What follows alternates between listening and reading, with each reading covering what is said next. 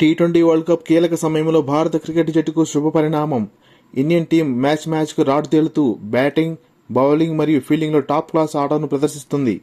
Super 8 దశలో బంగ్లాదేశ్తో జరిగిన మ్యాచ్లో భారత ఆల్రౌండ్ ప్రదర్శనతో భారీ విజయాన్ని సొంతం చేసుకుంది. టాస్ ఓడి బ్యాటింగ్ దిగిన ఇండియన్ బ్యాటర్స్ బంగ్లాదేశ్కు బలమైన బౌలింగ్ ఆటపై దెబ్బకొట్టారు. ప్రత్యేకించి ఫామ్లో లేక త్వరగా పెవలం చేరుతున్న భారత సీనియర్ ప్లేయర్స్ రోహిత్ శర్మ మరియు విరాట్ కోహ్లీ సిక్సర్లతో రెచ్చిపోయి ఆడి శుభారంభాన్ని అందించారు. హిట్ మ్యాన్ రోహిత్ శర్మ 11 బంతుల్లో 23 పరుగులు చేసి మొదటి వికెట్ రూపంలో వెనుదిరిగాడు. 3 సిక్సర్లతో దూసుకుపోతున్న విరాట్ కోహ్లీ 37 పరుగుల వద్ద తంజీమ్ హసన్ వేసిన అద్భుత బంతికి బౌల్డ్ అయ్యాడు. పంత్ 36 పరుగులు చేసి రివర్స్ స్వీప్ షాట్ ఆడే ప్రయత్నంలో పెవలిన్ చేరాడు. సూర్యకుమార్ యాదవ్ మొదటి బంతికి సిక్సర్ కొట్టి తర్వాత బంతికి క్యాచ్ రూపంలో వెనుదిరిగాడు. తర్వాత వచ్చిన శివం దుబే మరియు హార్దిక్ పాండ్యా కీలకమైన చక్కటి పార్ట్నర్షిప్ నెలకొల్పారు.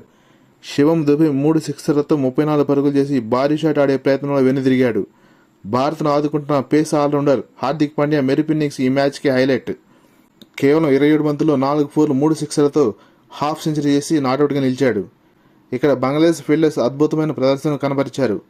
ఈ పిచ్పై ఇండియా 196 పరుగులు చేసి అత్యధిక పరుగులు చేసిన జట్టుగా నిలబడింది. చేజింగ్ ఆరంభించిన బంగ్లాదేశ్ ఏ దశలోనూ ఇండియన్ బౌలర్స్ ముందు నిలవలేకపోయింది. బంగ్లాదేశ్ కెప్టెన్ షాంటో చేసిన 40 పరుగులే వారి ఇన్నింగ్స్లో అత్యధిక స్కోరు. మిగతా ఎవరు కూడా చెప్పుకోదగ్గ స్కోర్ చేయలేకపోయారు. వారి బ్యాటింగ్ కంటే భారత బౌలర్ల ప్రదర్శన అద్భుతంగా ఉంది.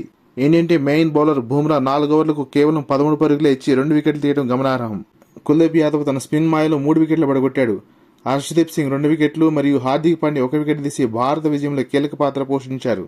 ఐసీసీ నిర్వహించే వన్డే మరియు టీ20 ప్రపంచ కప్లో 3000 పరుగులు మైలురాయిని అందుకున్న తొలి క్రికెటర్గా విరాట్ కోహ్లీ చరిత్ర సృష్టించాడు. భారత్పై ఓటమితో బంగ్లాదేశ్ మరొక మ్యాచ్ మిగిలిండగానే ఈ టోర్నీ నుంచి నిష్క్రమించింది.